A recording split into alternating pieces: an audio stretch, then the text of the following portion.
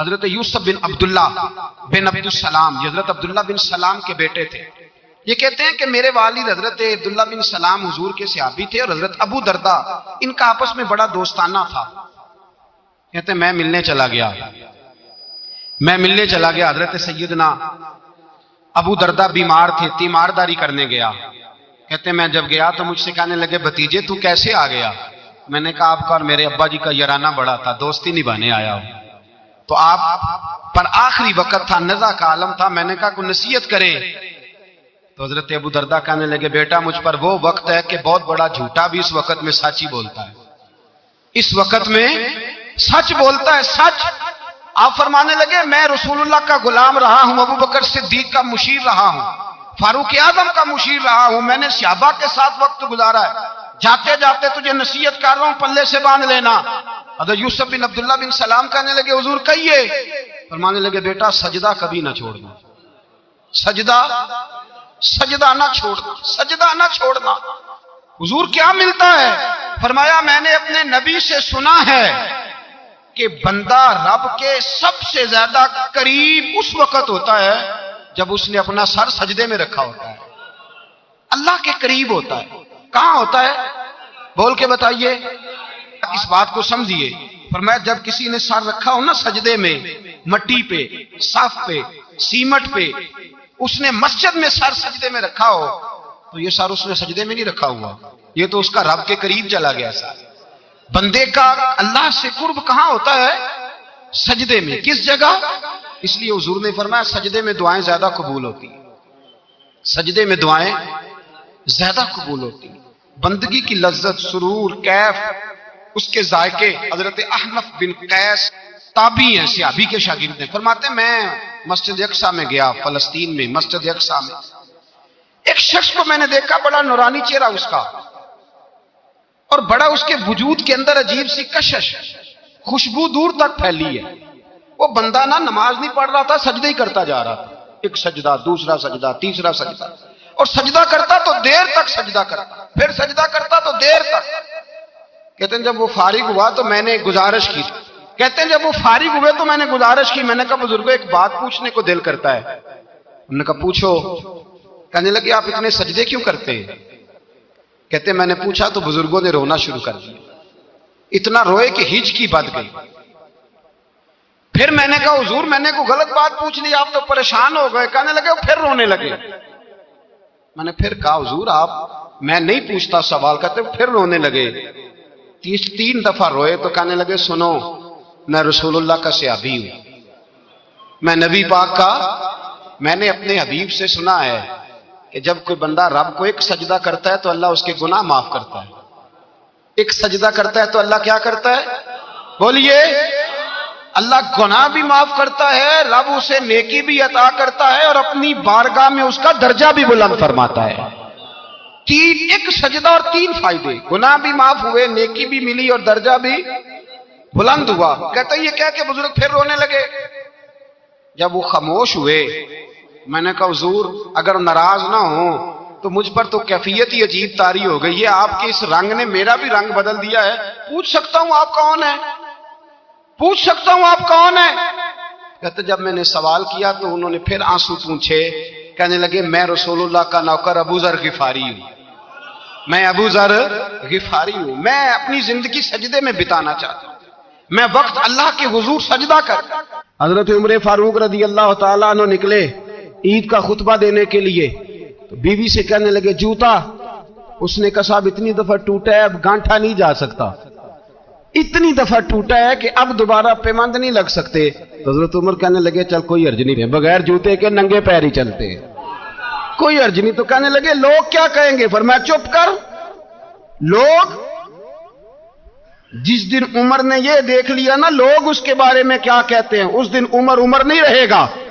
تو کہا پھر آپ کا نظریہ کیا ہے؟ فرمایا میرا نظریہ یہ ہے کہ رب رسول میرے بارے میں کیا کہتے ہیں، لوگوں کا کیا ہے؟ لوگ کل کسی کے بارے میں کچھ کہتے ہیں اور پرسوں کچھ کہتے ہیں، میرا نظریہ یہ ہے کہ رب رسول میرے بارے میں ننگے پیر عمر جا رہے ہیں۔ کون جی؟ میں بڑا ماڑا۔ اچھا جناب کیا غربت ہے؟ 10 قسم کے جوڑے لٹکے ہوئے ہیں کمرے میں، اور پہننے کی فرصت نہیں، سویرے کیا پہننا ہے، شام کیا پہننا ہے، 15 سوٹ کٹھے استری ہو کے لانڈری والا بھیج رہا ہے، اور تو غریب ہے، تو بہت بڑا غریب ہے۔ اس لیے کہ غربت پیسوں کی وجہ سے نہیں ہوتی، غربت تو دل کی ہوتی ہے۔ تو واقعی بڑا غریب ہے اور تو غریب ہی رہے گا۔ امیر تو عمر فاروق تھے، عمر فاروق تھے جو ننگے پاؤں چلے گئے عید کی نماز پڑھانے، تو رستے میں جو ملا کہنے لگا عمر جوتا تو پہن لو۔ فرمایا تمہیں عمر کا جوتا نہ پہننے کا نقص تو نظر آیا ہے، کوئی حرج نہیں، اگر عمر کو کبھی بتانا ہوا تو وہ والا نقص بتانا جو عمر کی سیرت میں پیدا ہو، کردار میں پیدا ہو، وہ والا نقص بتانا، یہ چھوڑو جوتے آتے جاتے رہتے، ننگے پاؤں گئے پاؤں۔ ہمارے ہاں میں نے اس دن بھی کہا تھا، ہمارے ہاں لوگوں نے بہانہ بنا لیا ہے حضور بخشوا دیں گے، محفل نعت 6 گھنٹے کی، نماز 5 منٹ کی، حضور بخشوا دیں گے۔ سنو نا، جنہیں حضور بخشوا رہے ہیں حضور انہیں بتا کیا رہے ہیں، حضور انہیں بتا کیا رہے ہیں؟ اللہ اکبر، کیا انداز ہے۔ حضرت ربیہ بن کعب کہتے ہیں میں حضور کو وضو کرایا کرتا تھا، بخاری مسلم۔ ایک دن حضور نے فرمایا سل یا ربیہ، ربیہ کچھ مانگ لو، تو کہتے ہیں میں نے مانگا تو پھر میں نے بھی وہ چیز مانگی جو سب سے قیمتی تھی۔ میں نے کہا حضور جنت میں وہ والا مکان چاہیے جس کی دیوار کے دوسری جانب آپ کا حجرہ انور ہو، جس کی دوسری سائڈ پہ آپ کا گھر ہو، تو اڈی میری کاند سانجی ہو گئی، وہ والا مکان چاہیے۔ نبی پاک نے فرمایا جا تجھے دیا، جا تجھے، بولیے جا تجھے، کمال ہو گئی، جا تجھے دیا۔ کون دیتا ہے؟ دینے کو منہ چاہیے، دینے والا ہے سچا ہمارا، میں جا تجھے دیا۔ ایک میری بات یاد رکھنا، حضور کیا فرمایا اپنی زندگی میں سجدے زیادہ کرنا۔ کیا زیادہ کرنا؟ چلو سارے بولے ایک دفعہ، کیا کرا؟ کیا زیادہ کرنے؟ تو حضور بھی فرماتے ہیں میرا جنت میں پڑوسی وہ ہوگا جو سجدے زیادہ کر کے آئے گا۔ تو میرے بھائی اگر تو سجدہ ہی نہیں کرتا، تو اس لذت سے ہی ناشنا ہے، نماز جلدی کی، باقی سارے کام لیٹ کے، مسجدوں میں بیٹھے ہیں لوگ، خوش گپیاں چل رہی ہیں، بڑی بڑی لمبی، نماز کا وقت آیا تو چھوٹی ہو گئی، فٹافٹ کرو۔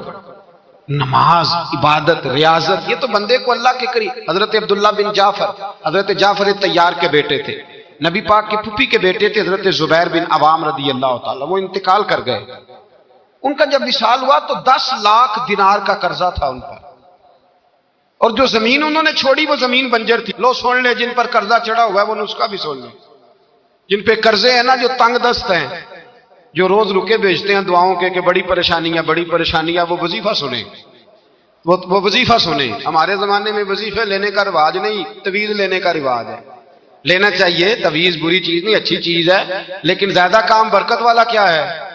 اللہ اللہ کرنا۔ کیا کام ہے؟ سجدہ کرنا برکت والا کام ہے۔ حضرت عبداللہ بن جعفر طیار کہتے ہیں میں نے قرضہ لینا تھا زبیر بن عوام سے، وہ وصال کر گئے، میں ان کے بیٹے کے پاس گیا، عبداللہ بن زبیر کے پاس۔ میں نے کہا پیسے لینے تھے، کہا بالکل لینے ہیں، میرے ابا جی مجھے وصیت کر کے گئے، لکھ کے گئے کہ یہ پیسے دینے، اور وہ یہ لکھ کے گئے ہیں، میں زندگی بھر کوشش کرتا رہا ہوں، ادا نہیں ہو سکے، بیٹا تیری ذمہ داری ہے میرے قرضے ادا کرنا۔ عبداللہ بن زبیر رضی اللہ تعالیٰ عنہ کہنے لگے میں انشاءاللہ آپ کی رقم دے دوں گا۔ تو عبداللہ بن جعفر طیار کہنے لگے بھائی ہم دونوں آپس میں ہیں، کوئی شے نہیں چھوڑ کے گئے آپ کے ابا جی، کوئی چیز نہیں، توجہ ہے میری بات پر؟ یہ صحابہ کا ذرا انداز دیکھیے گا بندگی کا، کوئی چیز نہیں چھوڑی۔ حضرت زبیر بن عوام کہنے لگے ایک زمین کا ٹکڑا ہے وہ بھی بنجر ہے، اس میں بھی کوئی کھیتی نہیں اگتی، سبزہ نہیں ہوتا، بنجر ہے، پانی کوئی نہیں، اور وہ اتنی خشک ریتلی زمین ہے کہ بڑا مشکل کام ہے وہاں سیراب کرنا، بے آباد زمین ہے۔ حضرت سیدنا عبداللہ بن جعفر کہنے لگے تو اس طرح کر، وہ مجھے ساری نہ دے، اس میں سے تھوڑی سی مجھے دے دے، میں 10 لاکھ دینار کے عوض وہی رکھ لیتا، تیرے باپ کا قرضہ ادا ہو گیا، دے تو صحیح۔ انہوں نے کہا آپ کیا کریں گے، وہ تو کسی کام کی نہیں، چند کوڑیوں کی بھی نہیں، پر میں مجھے دے دو، میں جانوں اور میرا کام جانے۔ او بھائی یہ تھے بندگی والے لوگ، یہ تھے جن کا رب سے رشتہ ہے، جنہوں نے حضور کے صلی اللہ علیہ وسلم کے پاس بیٹھ کر بندگی سیکھی تھی۔ کہتے زمین کا ٹکڑا لے لیا، بنجر بے آباد ریتلی زمین، جب میرے حصے میں آئی پہلے دن اپنے غلام سے کہنے لگے جو جگہ تجھے زیادہ سخت لگتی ہے نا وہاں میرا مصلی بچھا دے، جو تجھے زیادہ بنجر بے آباد لگتی ہے وہاں مصلی بچھا، مصلی بچھا۔ غلام نے مصلی بچھایا تو عبداللہ بن جعفر نے اللہ اکبر کہہ کے نیت باندھی، یہ حضرت جعفر طیار کے بیٹے ہیں، حضرت علی کے بھتیجے. انہوں نے نیت باندھی نماز کی، سر سجدے میں رکھا، رونے لگے، کہنے لگے اللہ میں بھی تیرا بندہ اور جس سے لینے تھے وہ بھی تیرا بندہ، خدا بندہ ہمارے درمیان مہربانی فرما، کرم نوازی کر، رحمت کا فیصلہ فرما. اتنا روئے کہ مصلی بھیگ گیا. کہتے اتنا تڑپ رہے تھے کہ صحابہ اکٹھے ہو گئے ان کے گرد، مصلی بھیگ گیا. جب بھیگا ہوا مصلی نماز مکمل کر کے اٹھایا نا، کہتے مصلی اٹھایا تو نیچے سے اللہ نے پانی کا چشمہ جاری فرما دیا. اللہ نے پانی کا چشمہ جاری کر دیا.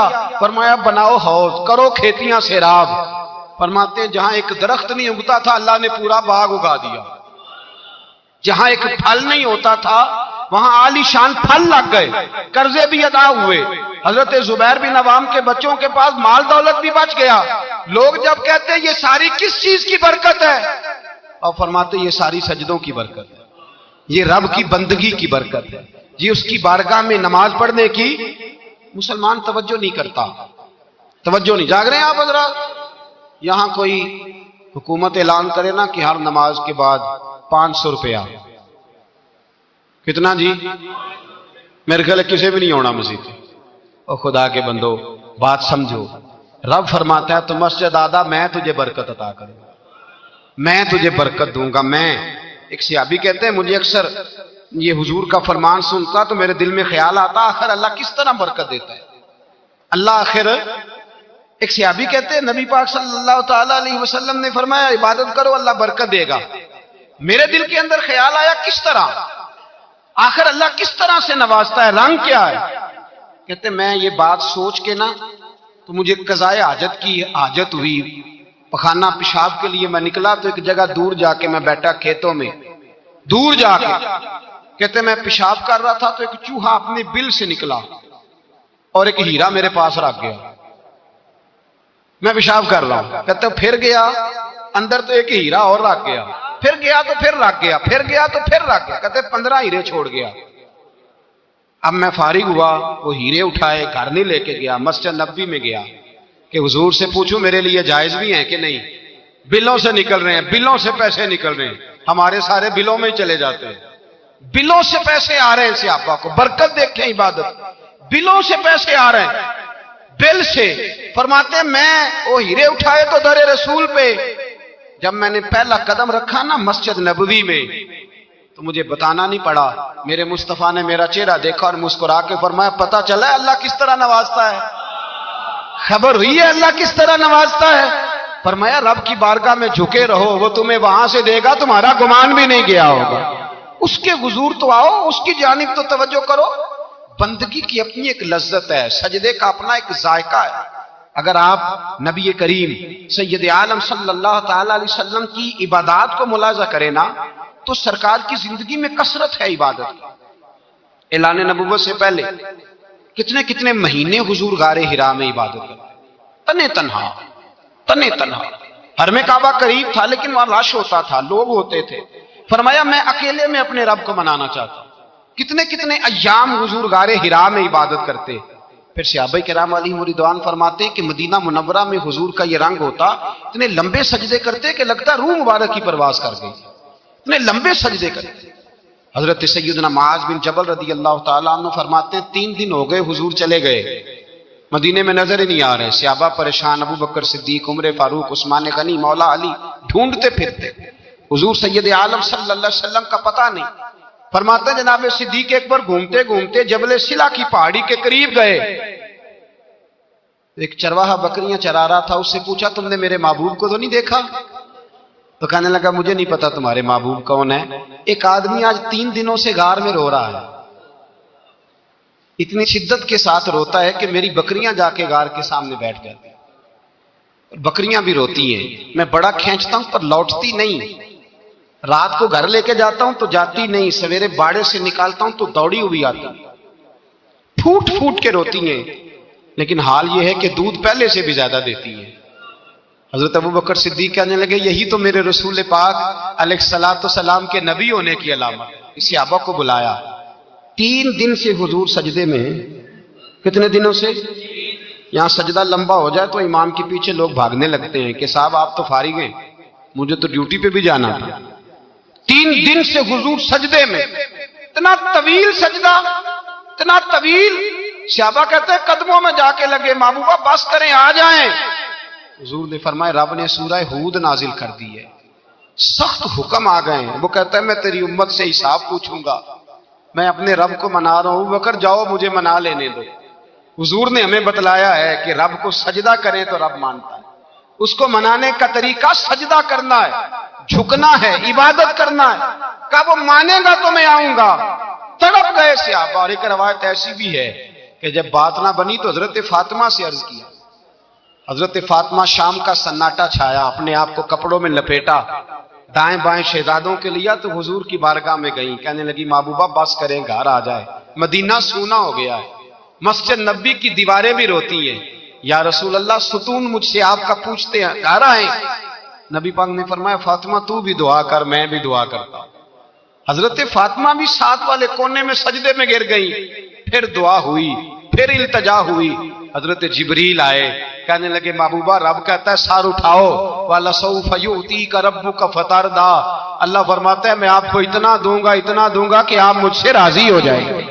تو حضور تو سجدے کے عالم میں۔ حضرت سیدنا عبد الرحمن ابن عوف کہتے ہیں میں حضور کے ساتھ تھا، ہم مسجد نبی سے نکلے تو سامنے ایک باغ آیا، حضور فٹافٹ گئے اور باغ میں سر سجدے میں رکھ دیا۔ دیر تک حضور نے سجدہ کیا، اتنا لمبا کہ جیسے کسی کی روح پرواز کر گئی۔ کہتے میں حضور فارغ ہوئے تو عرض کی حضور اتنے لمبے سجدے کی وجہ؟ تو فرمایا میرے پاس جبریل آئے تھے اور انہوں نے کہا یا رسول اللہ رب کہتا ہے آپ کا جو امتی ایک بار درود پڑھے گا اللہ اس پہ 10 رحمت۔